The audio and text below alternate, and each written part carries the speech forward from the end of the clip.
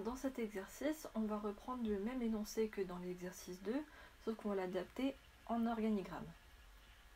Donc, on rappelle le programme qu'on avait créé. On fait 2 requêtes pour avoir le nombre d'heures normales et supplémentaires. Ensuite, on fait le calcul du salaire et on vérifie 3 conditions. Donc si, sinon si et sinon. À la fin, on affiche le total. Donc, ici, vous remarquerez que à la place d'avoir l'instruction début, on a l'instruction entrée. Mais c'est exactement la même chose. Vous verrez ça dans la partie module de l'ARP, mais pour l'instant, ça revient exactement au même. C'était comme si on avait l'instruction début. On a vu là, d'habitude, on fait des requêtes, on fait la même chose et on calcule le salaire. Donc, pour faire les requêtes, on utilise cette sorte de forme-là. Et pour le calcul ou l'affectation de variables, on utilise des rectangles. Ici, on a justement exprimé les conditions si avec des losanges.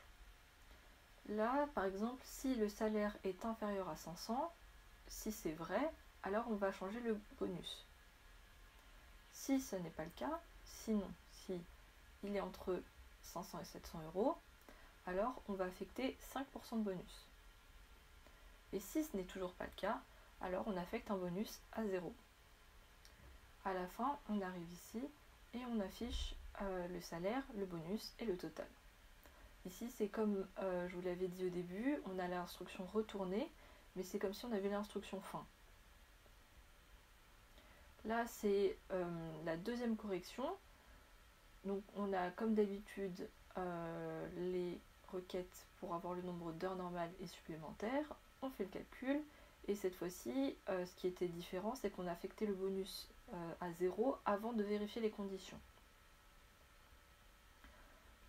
Ici, on a notre première condition si, avec le bonus de 10%. Ensuite, on revient ici et vous voyez que là, on revérifie si le salaire est compris entre 500 et 700 euros. Donc même si ça c'était vrai, on va quand même refaire la vérification. Et là, on affecte le bonus de 5%. À la fin, on affiche le résultat.